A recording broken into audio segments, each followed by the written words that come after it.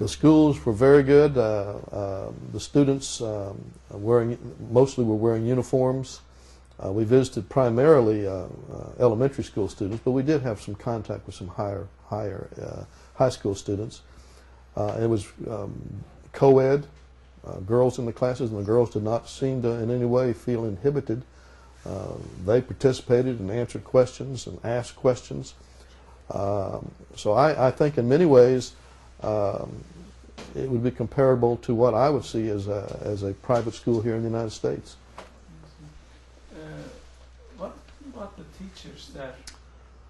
Interesting. The teachers in one school for sure wore the white smocks like a pharmacist or a doctor, which was interesting to me. I gave a little bit of status, a little bit of rank to the ones who were doing the conducting of the classes.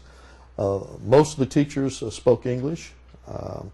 We had good discussions about their experiences in the schools.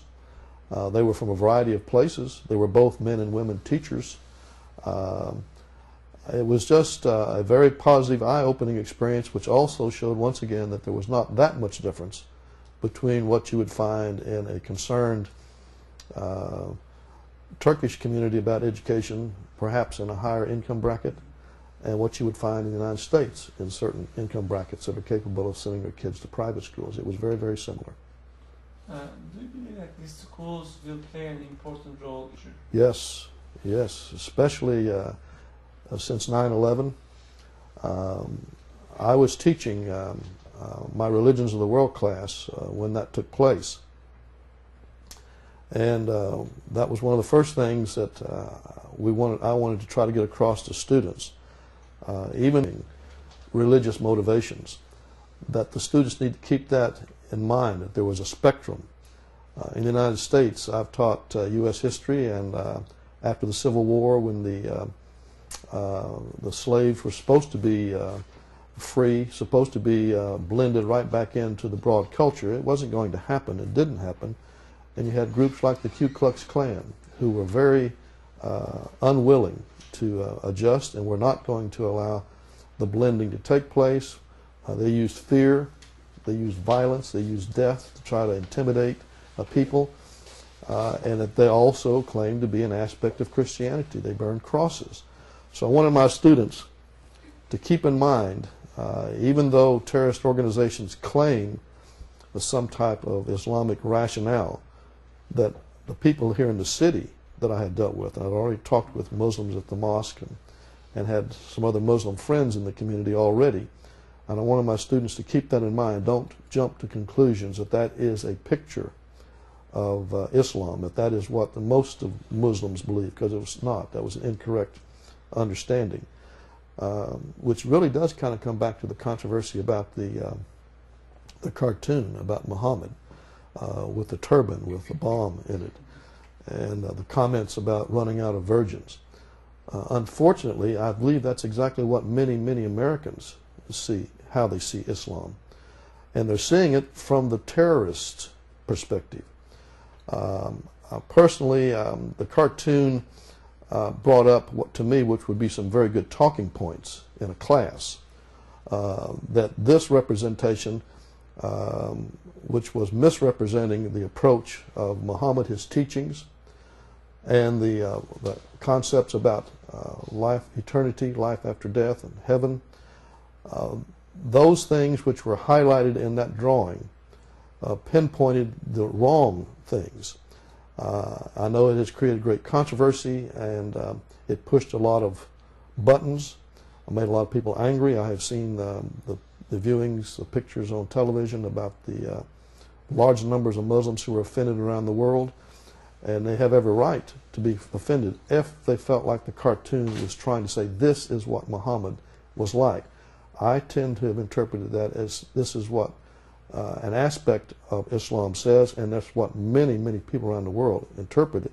And it was a good talking point to clarify the incorrectness of everything that was said. The comments, the drawing, all of those things would have been very useful in a class. I'm not teaching now. They've phased out my position, so I'll have to use it in my Sunday school class. how what we should do for decisions widen the gap between the people of faith.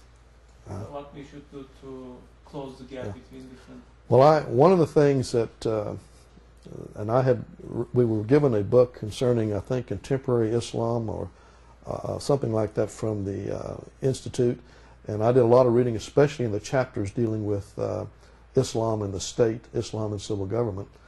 It is extremely important that the younger generations, the coming generations, be exposed to something more than what they're reading in magazines and newspapers and what they're seeing on television, or what they're hearing in their churches. Many Christian pastors are not reflecting Islam as it truly is. They've got a misunderstanding about it.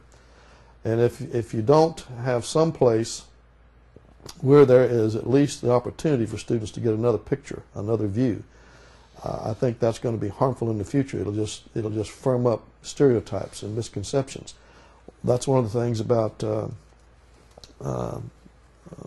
Hajj Effendi, Gulen.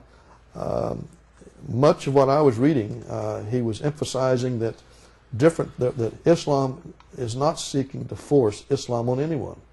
That Islam can live along beside anyone who is sincere in their conviction, their religious faith.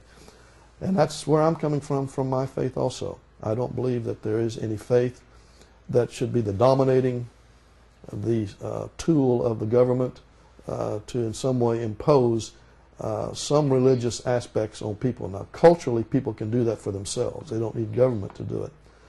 But even if you're doing it as a cultural thing, there still needs to be contact between devout Muslims, devout Christians, devout Jews, devout agnostics and atheists.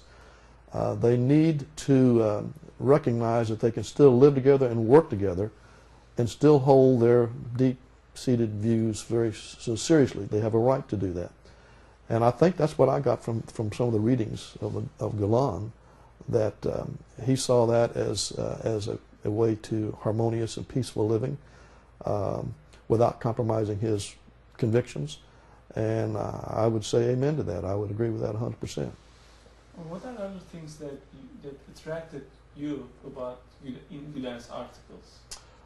Well, again, I would describe him in terms of from liberal to moderate to conservative. I would say he falls in the moderate category. And I also tend to consider myself in the category of moderate Christian. So when I began reading his and began to see it, that it was not way to the left, it was not in any way trying to water down or compromise Islam, and it was not at the same time trying to overly take every single aspect of Islam and impose it into the culture. I like that middle ground. And I think there is a middle ground around the world where people of faith, once they understand where people are truly coming from, what they really believe, and not just assuming it from what they've been told, I think that builds strong relationships. It builds things where people are no longer swayed when someone tries to use a religion against them. You can't trust Muslims, you can't trust Christians, you can't trust Jews, you can't trust atheists. And then people, if they buy into that, then obviously there's not going to be any communication, no dialogue. But you only get there by first-hand experience, which is one of the pluses for the Institute's efforts in bringing people to Turkey to see it firsthand. It's one thing to see it here in Oklahoma, and I've had contact with the mosque here, but they're a minority here. So to see it in a country where it is definitely the overwhelming majority, and to see how people are treated, other faiths are treated, that to me is a very positive thing. And that's what I would be sharing with the groups and people I network with.